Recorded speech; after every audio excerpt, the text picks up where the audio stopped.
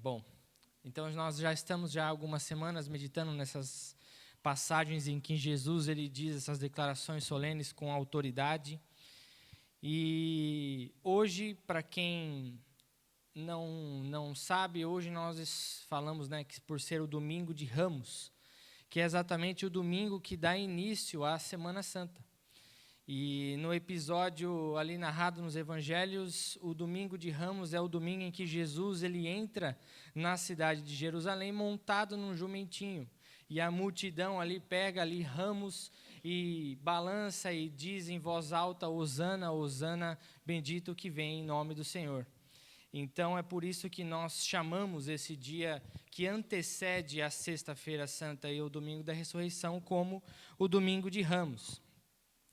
E há algo muito interessante, meus irmãos, para a gente meditar nessa manhã, que vai ter a ver com isso. Mas hoje eu gostaria de chamar os irmãos a pensar de uma maneira um pouco mais específica sobre a maneira que nós encontramos e nós conhecemos a pessoa de Jesus. Como acredito que os irmãos saibam, em Portugal nós vivemos aqui numa realidade em que muitas pessoas elas acabam por se identificar ou professar ou se dizer mesmo cristãs, católicas, digamos assim. Mas são pessoas que foram batizadas, fizeram ali a primeira comunhão, provavelmente podem até ir à missa ali no Natal, elas sabem dizer para você ali, por exemplo, quem é Jesus culturalmente. Nós vemos ao longo dos meses festas e mais festas destinados a santos e a figuras religiosas. Só que é muito importante, irmãos, nós entendemos que até mesmo num contexto como esse, em que a religião é muito falada, ainda assim nós vivemos numa realidade de uma Europa que está cada vez mais cética. E que conhecer Jesus, ou saber sobre Jesus, ou participar de certos rituais, ou até mesmo ter isso enraizado na sua cultura, não é, em nenhuma forma, conhecer de fato o reino da qual ele veio proclamar. E não é só cristianismo cultural, meus irmãos, que nós estamos vivendo na atualidade, mas se a gente para pensar nas nossas vidas pessoais e na maneira que nós lidamos no nosso dia a dia, as redes sociais, elas nos mostram isso de uma maneira mais intensa. Por quê? Porque nós vemos números e mais números indicando o tanto de seguidores que uma pessoa tem, quantas pessoas me seguem, quantas pessoas eu sigo, ou pessoas que são mais famosas, os volumes altos de pessoas que o seguem. Só que, quando a gente reflete sobre esse tipo de seguidor, que tipo de seguidor nós estamos falando?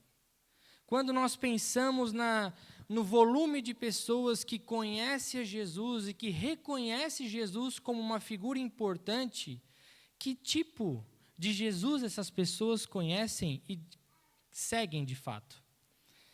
E isso é muito importante, meus irmãos, nós temos em mente para o texto que nós vamos ler hoje. Porque ele fala de algo muito profundo acerca do serviço e da vida de devoção e de entrega a Cristo, como sendo algo que Jesus exige, algo muito pontual e muito específico. Não deixa aberto, não deixa brechas, não deixa lacunas para que as pessoas decidam como vão segui-lo, de que forma vão segui-lo. Então, nessa série dos Améns de Jesus, nós vamos hoje ler o texto de João, no capítulo 3, dos versículos 1 ao 8. E nesse trecho, especificamente, Jesus ele fala 2 vezes essa declaração solene do Amém, Amém. Nos mostrando de novo que não se trata de um pensamento aleatório de Jesus ou uma ideia bonita que ele está querendo passar, mas um decreto, uma mensagem com autoridade, vinda do próprio Cristo. Portanto, então, convido os irmãos a abrirem as suas Bíblias. Vamos fazer a leitura de João, capítulo 3, versículos 1 a 8. E diz assim: havia entre os fariseus um homem chamado Nicodemos, um dos principais dos judeus.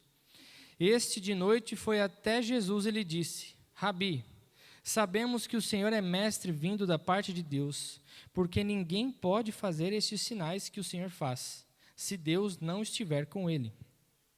Jesus respondeu: em verdade lhe digo que, se alguém não nascer de novo, não pode ver o reino de Deus.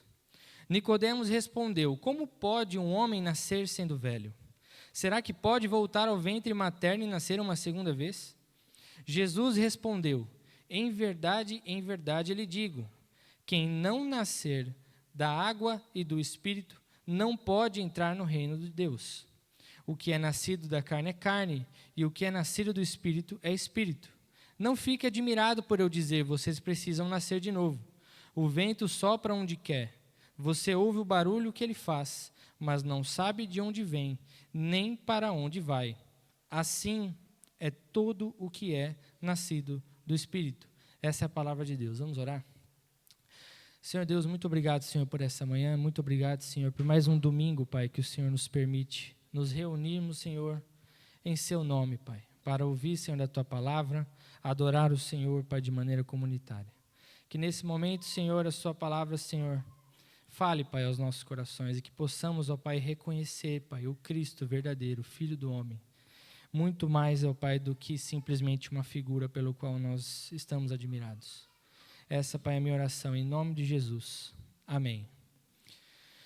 Portanto, meus irmãos, o contexto aqui que nós estamos vendo nessa passagem, o capítulo anterior, ele termina com Jesus purificando ali o templo, ele está fazendo já muitos sinais, e o finalzinho do capítulo 2 vai dizer no versículo 23, estando Jesus em Jerusalém durante a festa da Páscoa, muitos creram no seu nome quando viram os sinais que ele fazia.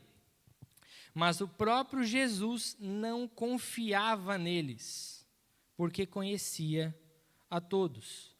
E não precisava que alguém lhe desse testemunho a respeito das pessoas, porque ele mesmo sabia o que era a natureza humana. Não de maneira solta, João logo em seguida nos apresenta esse homem chamado Nicodemos. Um homem ali, como o próprio texto diz, ele era um fariseu, ou seja, ele fazia parte desse grupo mais devoto do judaísmo, não só um fariseu, mas ele era membro do Sinédrio. O Sinédrio que, naquela época, Israel ainda estava ali sob o domínio de Roma, então eles tinham ali, de fato, um tribunal dentro ali do povo de Israel, que era o Tribunal Supremo, chamado de Sinédrio. Nicodemos era membro do Sinédrio. E o texto vai nos apresentar ele como um mestre de Israel. Ele era um dos líderes daquele povo, ou seja, mostrando que Nicodemos ele tinha em si uma autoridade perante aquelas pessoas, perante aquele povo. E é impressionante nós vermos a maneira que Jesus lida com Nicodemos, logo depois desse final do capítulo 2, em que nós vemos que muitos creram no nome de Jesus, mas Jesus não confiava neles. Por quê? Porque os conhecia a todos. Irmãos, o porquê que isso é relevante? Nicodemos, ele chega para Jesus com um interesse real. Nicodemos, ele não chega para Jesus como a gente vê outros líderes, outros fariseus ou outras pessoas que chegam a Jesus com uma postura arrogante e desprezível para, de fato, diminuir ou afrontar a Jesus. Nicodemos, ele realmente chega para Jesus com um coração interessado em entender e fazer perguntas a Jesus. Só que Jesus, quando responde Nicodemos, ele vai bem mais fundo. Ele vai no coração de Nicodemos. E isso é muito interessante porque quando o texto nos apresenta para dizer que ele foi de noite até Jesus, esse de noite até Jesus não significa meramente um horário, para dizer simplesmente que ele foi de noite. Pelo menos no livro de João, a palavra que é usada para dizer de noite, ela é muitas vezes relacionada de fato com trevas mesmo, com uma coisa obscura, com algo escondido. Então, ao mesmo tempo que nós podemos imaginar Nicodemos tentando ir até Jesus de uma maneira mais discreta, sem criar muito alarme, nós também podemos ver que Nicodemos, de fato, ele vai até Jesus em busca de respostas, em busca de iluminação para coisas que estavam obscuras assim. Então, ele diz a Jesus, Rabi, sabemos que é mestre vindo da parte de Deus. Irmãos, entendam que nós acabamos de falar de Nicodemos como sendo uma autoridade do povo judeu, um membro do Sinédrio. E esse homem chega até Jesus e o chama de Rabi. O reconhece como mestre vindo da parte de Deus. A relevância disso é algo extraordinário. Porque Nicodemos, ele de fato olha para Jesus e reconhece como sendo alguém que vem da parte de Deus pelos sinais que Jesus fez, como nós vimos no finalzinho do capítulo anterior. Só que algo muito mais importante simplesmente do que a sinceridade de Nicodemos em entender sobre Jesus é nós conseguirmos abstrair a ideia de que sinceridade não é o mesmo que compreensão. Entender que ele, naquele momento, ele entende que ele está à frente de um mestre, ele está na frente de alguém, de fato, que traz algo da parte de Deus, mas ele não consegue ainda reconhecer que aquele que está à sua frente é o próprio Deus encarnado. Jesus, então, quando ele responde Nicodemos, ele não responde Nicodemos como se fosse agradecer por aquele elogio. Afinal de contas, ao contrário dos outros líderes religiosos, aquele o chama de mestre. Jesus, então, poderia o trazer para perto e dizer, que bom que você me reconhece como mestre. Que bom que você está dizendo essas coisas. Jesus não faz isso em nenhum momento com Nicodemos. Pelo contrário, ele interrompe Nicodemos.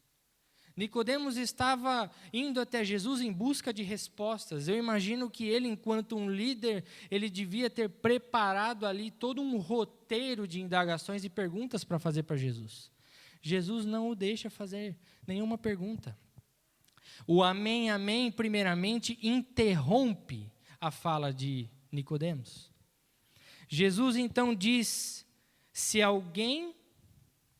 versículo 3, se alguém não nascer de novo, não pode ver o reino de Deus.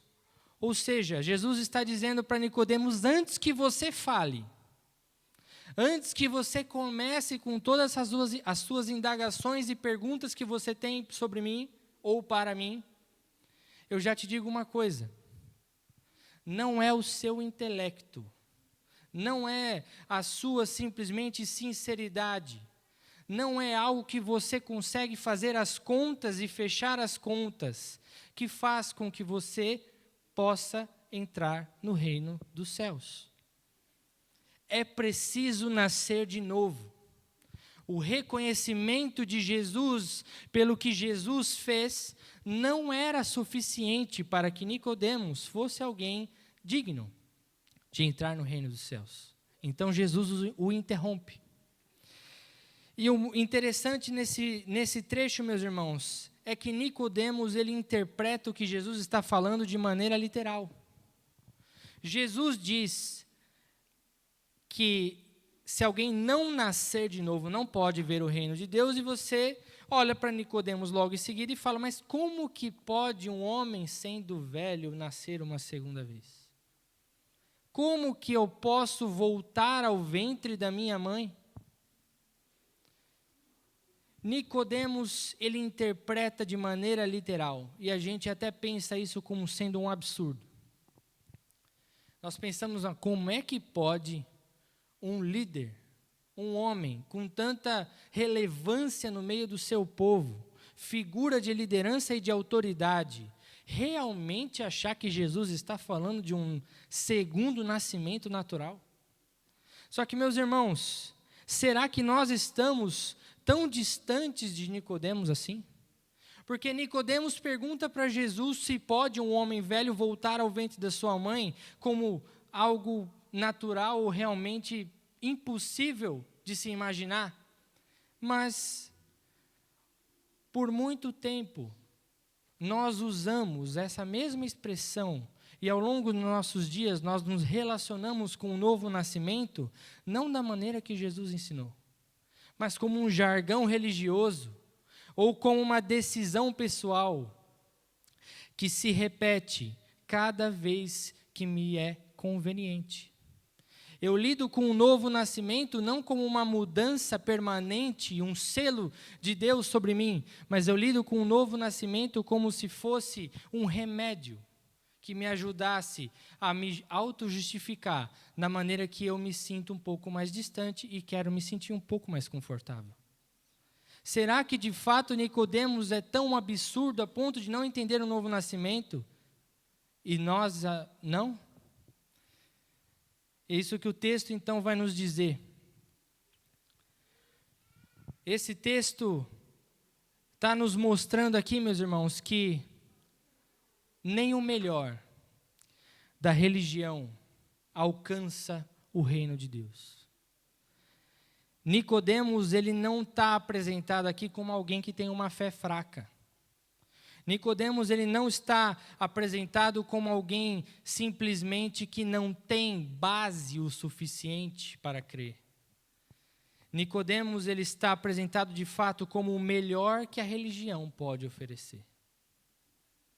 Não é por acaso que Nicodemos está descrito aqui nessa narrativa de João. E é por isso que o choque que nos é trazido nessa passagem e que de fato abala tudo o que a gente pode ter de convicção acerca do que nós entendemos como sendo evangelho, é de que sim, meus irmãos, é possível uma fé, ainda que sincera, ser insuficiente. É possível, ainda que de maneira genuína, de querer conhecer mais e acreditar em algo que vem da parte de Jesus, ainda é possível buscar Cristo sem encontrar ou ser encontrado pelo Cristo verdadeiro. Quando as nossas pressuposições limitadas nos levam de fato a fabricar um Cristo que é produzido à nossa medida. Irmãos, entenda que quando nós olhamos para o Evangelho, nós olhamos para Jesus, que tipo de Jesus nós temos buscado nos nossos dias? Que tipo de Jesus nós temos fabricado nos nossos corações e nas nossas mentes? Como é que eu busco a Jesus? Eu busco a Jesus nos meus próprios termos? Eu julgo conhecer a Ele por coisas que eu sei ou por coisas que eu quero da parte dEle? Seja milagre, seja bênçãos terrenas, seja um conforto material. De que maneira que eu chego para Jesus? De que maneira que eu busco Jesus? Nós vivemos numa cultura que celebra a autoaceitação como uma forma de virtude. Nicodemos, ele queria acessar o reino de Deus. Nicodemos, ele queria saber como que ele poderia entrar naquilo que Jesus estava proclamando e anunciando. Só que ele queria acessar o reino como ele era. Essa ideia de todo o seu currículo e toda a sua fama e tudo aquilo que ele carregava como bagagem de maneira intacta. E Jesus, ele prontamente já barra Nicodemos e diz: não funciona assim. Comigo não é desse jeito. Não se pode tratar de Deus como alguém que me aceita como eu sou e que eu fique como eu sou. Mas de Deus fazer de nós o que nós, por nós mesmos, jamais seríamos.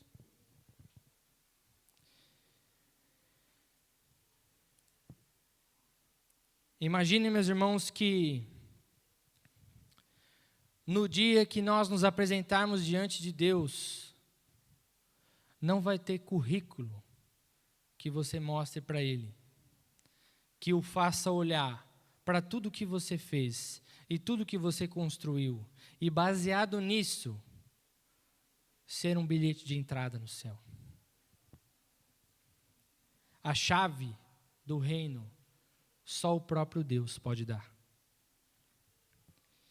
E isso que Nicodemos não estava entendendo, nesses primeiros 3 versículos. Então, Jesus ele já diz a primeira declaração do amém para falar para Nicodemos que ele precisa nascer de novo, nascer do alto.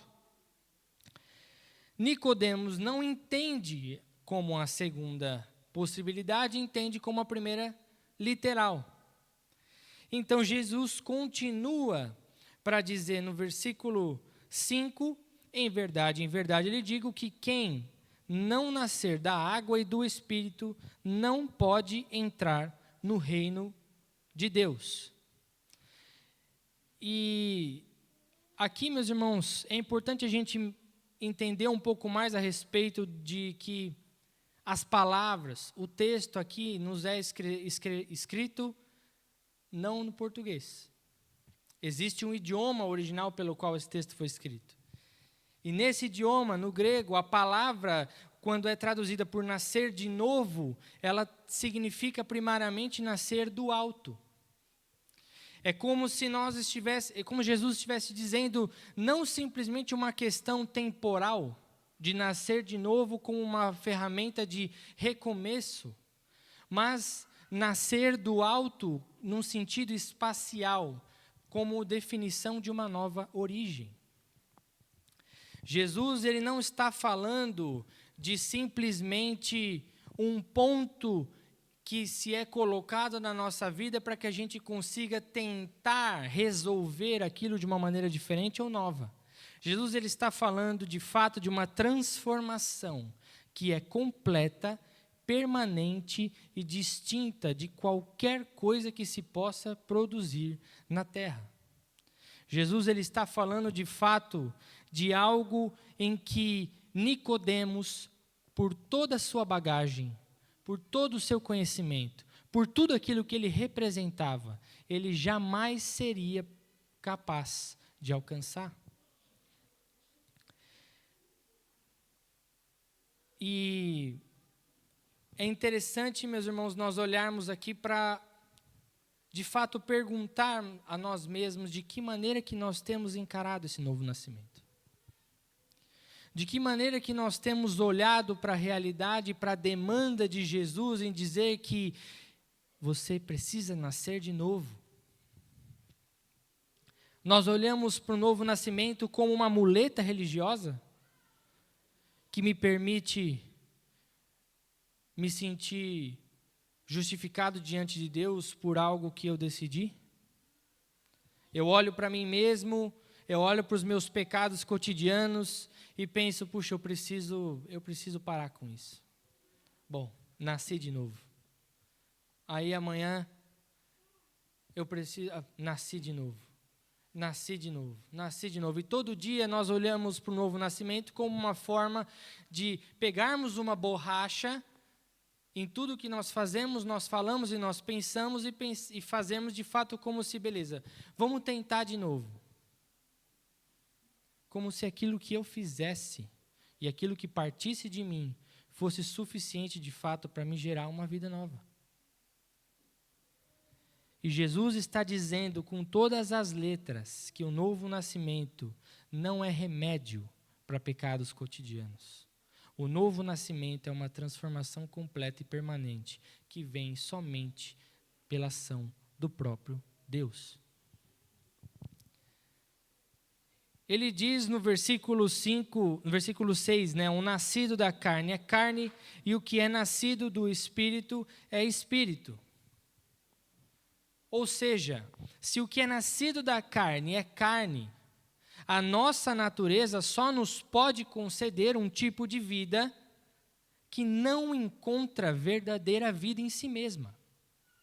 Jesus ele está dizendo com todas as letras que não adianta que nós busquemos um evangelho que nos aceita do jeito que somos. Porque um evangelho que nos aceita do jeito que somos não é um evangelho que produz transformação permanente. Um evangelho que se torna atrativo, bonito aos nossos olhos, para nós podermos nos sentir pertencentes a Ele, sem que isso gere uma transformação em nós, diz de fato que não fomos nascidos do Espírito. Porque nós precisamos ser encontrados por esse evangelho que nos transforma. E o porquê, meus irmãos, é tão importante nós entendermos esse termo do nascimento. Se a gente pensa nas causas naturais mesmo, no nascimento natural, ninguém escolhe nascer. Ninguém decide o dia, a hora, o lugar ou a família que nasce. Ninguém simplesmente coloca em algum ponto anterior um dia em que eu decido a partir daqui começar a minha vida. Simplesmente se nasce. O nascimento, ele acontece a nós. Não somos nós que o produzimos. Então, Jesus não está dizendo para Nicodemos, Nicodemos, melhore. Nicodemos, se esforça para ser melhor. Nicodemos, usa toda a sua bagagem, de fato, para produzir a sua própria salvação. Jesus ele está dizendo para Nicodemos, nasça. A diferença entre a reforma moral e a regeneração é a diferença entre pintar a fachada de uma casa e demolir para construir de novo. Não se trata de uma mudança que eu faço para uma aparente melhora ou uma figura moralmente superior para dizer para mim e para os outros que, bom, sou nascido de novo. Se trata de fato de receber algo que vem de Deus e destruir por completo tudo o que existia antes que não vinha dele. E, meus irmãos, não se trata em nenhum momento de moralismo religioso. Porque se fosse moralismo religioso, não estaríamos falando de Nicodemos. Afinal de contas, muito mais do que eu ou você, esse homem podia chegar diante de Jesus com muitos méritos para ser aceito por ele e por aquilo que ele era. Jesus ele vai por uma linha completamente oposta. E ele diz no versículo 7, não fique admirado por eu dizer, vocês precisam nascer de novo. O vento sopra onde quer, você ouve o barulho que ele faz, mas não sabe de onde ele vem, nem para onde ele vai. Assim é todo o que é nascido do Espírito. Jesus ele diz para Nicodemos, não te admires, não se admire, não fique admirado pelo que eu estou dizendo aqui, que você precisa nascer de novo. Jesus ele está dizendo que essa mudança, essa necessidade, é algo que não se trata de um ponto opcional na trajetória cristã. Não se trata de, olha, é bom que você nasça de novo. Jesus está dizendo, é preciso, é necessário que você nasça de novo. E no versículo 8 ele faz a analogia do vento. O vento sopra onde quer, você ouve o barulho que ele faz, mas não sabe de onde ele vem, nem para onde ele vai. Aqui também existe um trocadilho, meus irmãos. Por quê? Tanto a palavra vento, quanto a palavra espírito tem no grego ali o mesmo termo. João, ao falar, a fazer essa analogia do vento, para que Jesus explique a Nicodemos o que ele está querendo dizer, ele está de fato falando que, assim como o vento não se é possível ver, assim como o vento não se é possível controlar, não se sabe a origem do vento, não se sabe aonde o vento vai terminar, mas uma coisa é certa: você sabe que ele existe, na medida que os seus efeitos são observáveis. E assim como o vento, Jesus nos apresenta então a ação do Espírito Santo na vida daquele que é nascido de novo. Porque o Espírito, ele age com liberdade absoluta. E se é possível ver os frutos dessa regeneração que é produzida pelo próprio Espírito. E a origem da qual nós não conseguimos, não sabemos e jamais conseguiremos explicar. Então, o que Jesus está dizendo aqui? O que você precisa, o que te é necessário, é uma regeneração produzida pelo Espírito e não por si mesmo. Não se trata por isso que nós, por exemplo, aqui na Urbana, nós não temos nos nossos cultos aquele momento final que é muito comum, né, de apelo nas igrejas evangélicas, porque nós não cremos na conversão como sendo simplesmente um ato de decisão pessoal e momentânea ou temporária que uma pessoa possa ter sobre a sua vida. Nós cremos de fato que conversão verdadeira é aquela em que o Espírito chama a pessoa, a regenera por completo e começa então um processo de transformação naquela vida. Um processo que é vivo, um processo que é evidente, um processo que é observável. E, meus irmãos, então, que perguntas que esse trecho pode nos dizer acerca da nossa vida com Deus? Há evidências da ação do Espírito Santo na minha vida? Quem dita o rumo dos meus atos, pensamentos, palavras e decisões? Eu posso olhar para dentro de mim e enxergar o testemunho e fruto do Espírito?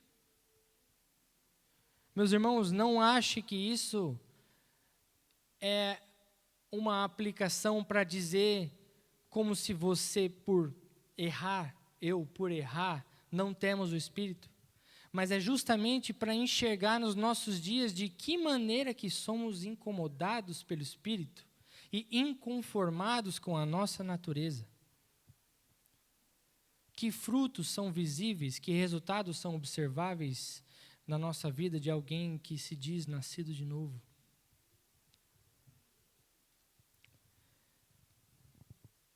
E não dá para negar que a ação do vento, ela é de fato visível. Até mesmo aqui, nós só nesse ano tivemos algumas boas tempestades.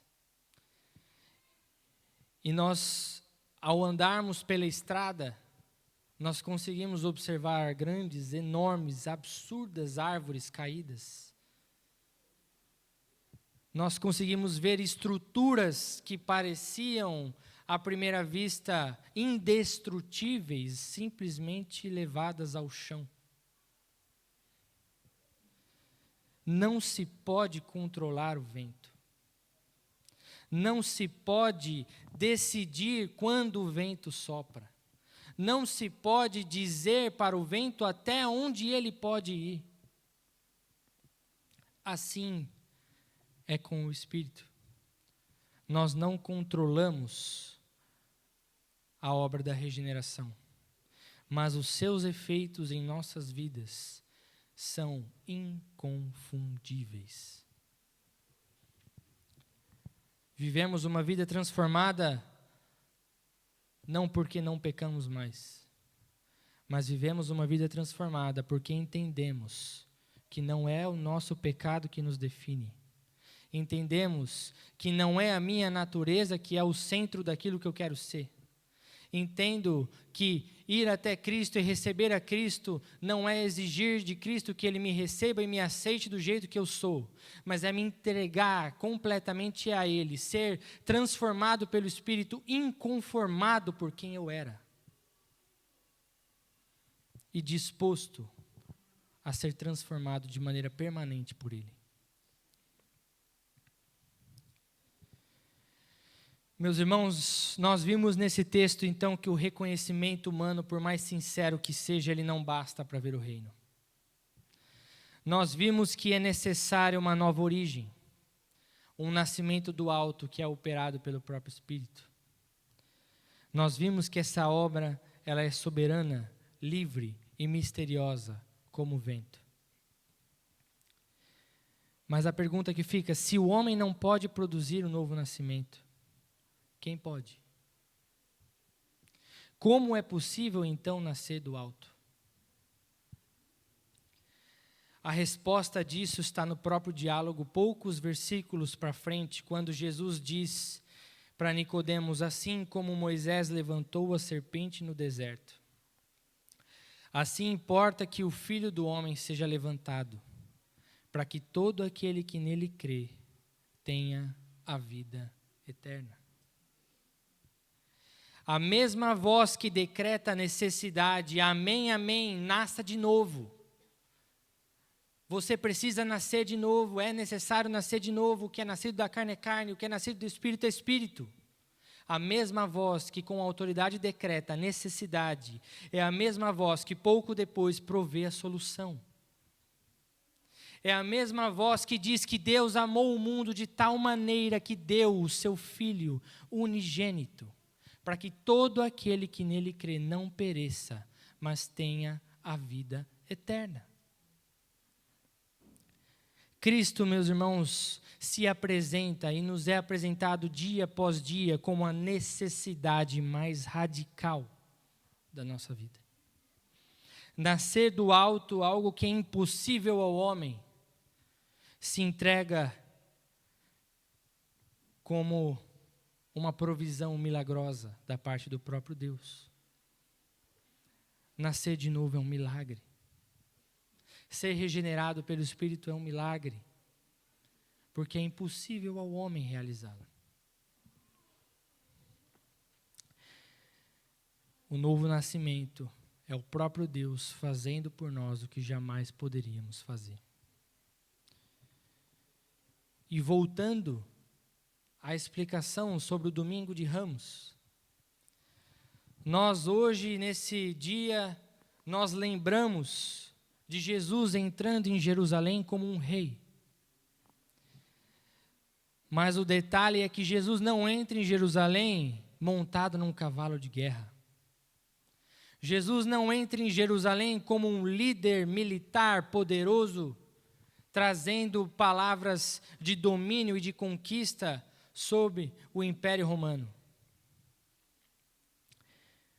Jesus vem como um rei que veio para morrer. Jesus, ele vem dizendo sobre um reino que exige uma transformação que só ele próprio pode conceder.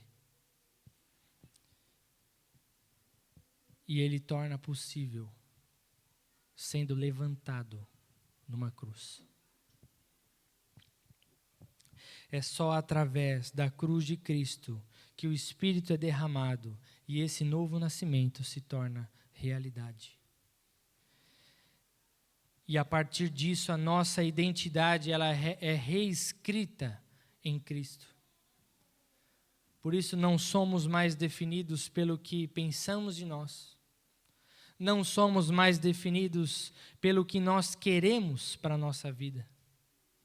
Nós somos definidos unicamente pela pessoa de Jesus Cristo.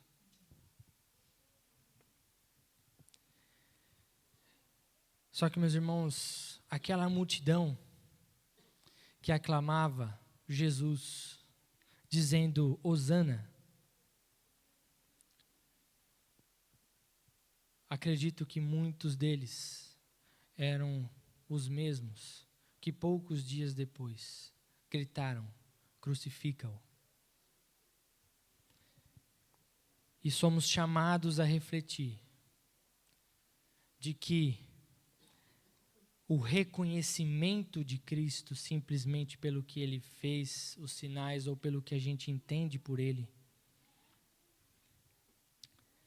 pode produzir em nós a mesma boca que canta Hosana, bendito que vem em nome do Senhor, mas também grita, crucifica-o.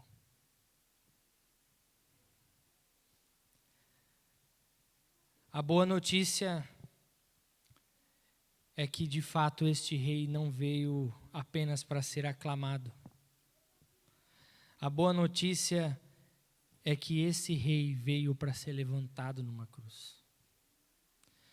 A boa notícia é que esse rei veio para entregar a sua vida em nosso favor, para que nós pudéssemos ter esperança de um novo nascimento, de uma nova vida, de fato, para conhecer intimamente e para poder entrar no reino dos céus.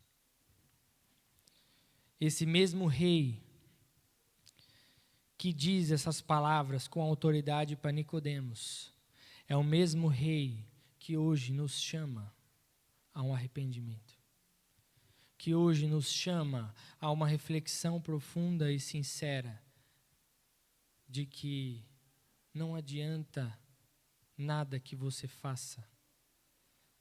Não importa o quanto você produz, importa o que foi produzido em você através do meu Espírito.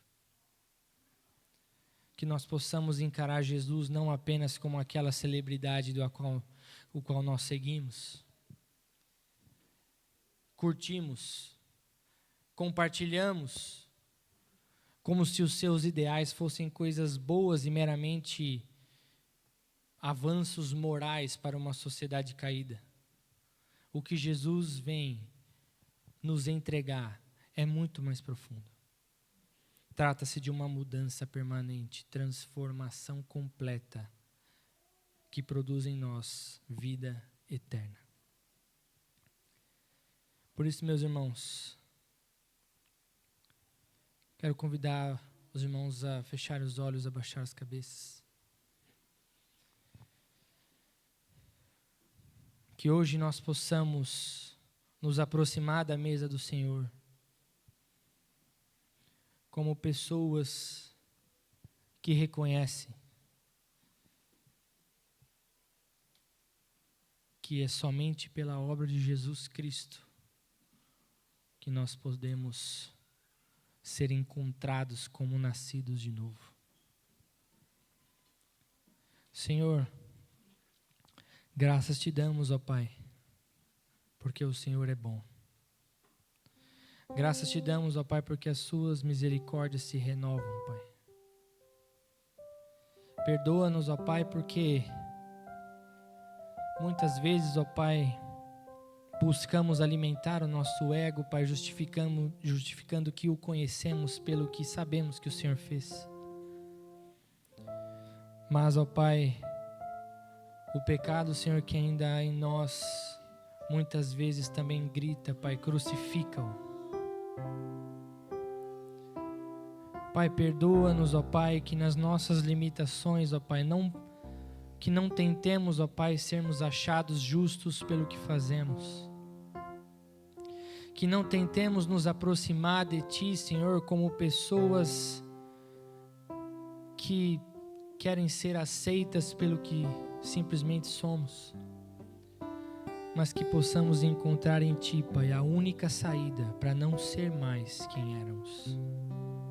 E podermos sermos feitos justiça de Deus. Transforma, Pai, o nosso coração. Usa, Senhor, as nossas vidas. Não nos deixe, Pai, cair, Pai, na tentação de um moralismo religioso que diz o quanto nós somos justos e merecedores, ó Pai. Mas que possamos nos entregar a Ti, reconhecendo que apenas o recebemos. Essa, Pai, é a nossa oração nessa manhã, em nome de Jesus. Amém.